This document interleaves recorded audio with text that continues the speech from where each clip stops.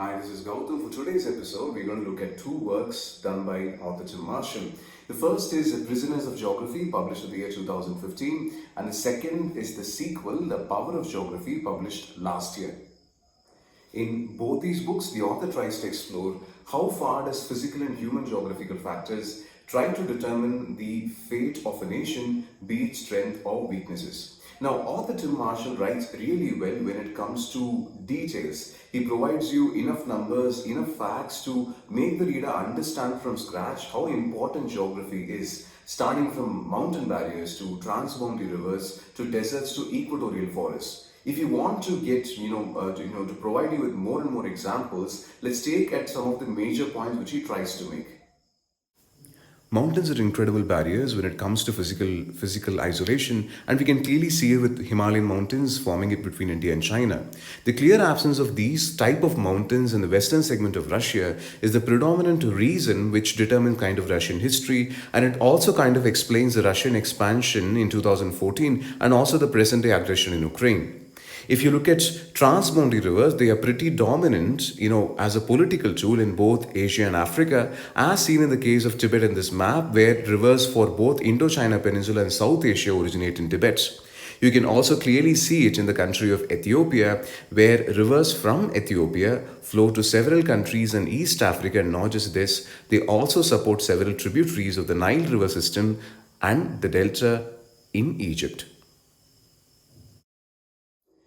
Apart from these instances, the Great Plains of Mississippi and Missouri, along with enormous amounts of the water provided by the five Great Lakes and the fertile natural resources, makes the United States of America one of the important countries in the world. And you could definitely see that geography played a major role in the evolution of the United States to become the superpower of what it is today. Now, not just that, if you take several countries, you take Spain, for example, or Saudi Arabia, or Iran, which is discussed, one common theme which was present in several countries is that all those countries are definitely trying to bind together, because the countries have a significant amount of differences in either linguistic or ethnic minorities.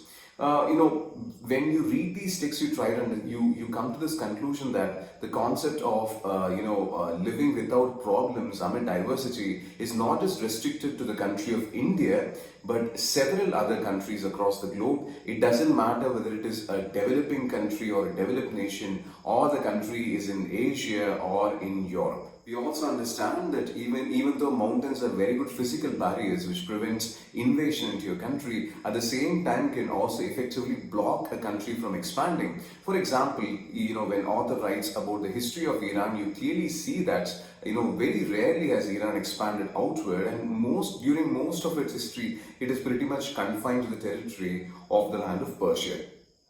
And now for the specifics. Between the two books, my personal favorite would be the sequel, because if you take the first book, it's not that the author's writing is any different, but because of the regions. For example, here you have a chapter on Middle East, but here we have specific chapters dedicated to both Saudi Arabia and Iran. So this is more of a zoomed out version. And when we went to the specifics, it was really interesting to understand and appreciate the country much better.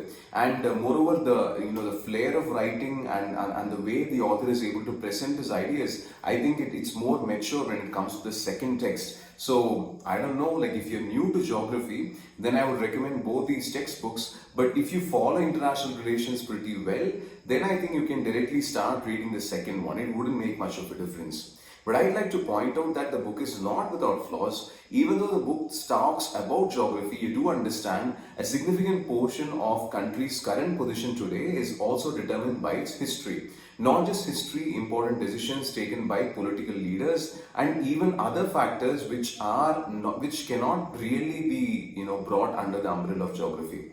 In spite of that flaw, two important chapters in these two texts include how geopolitics plays out in the Arctic region, and the icing on the cake is a concept called astropolitics, how space industry or space in the future is a point of counterplay between the most important powers in the world.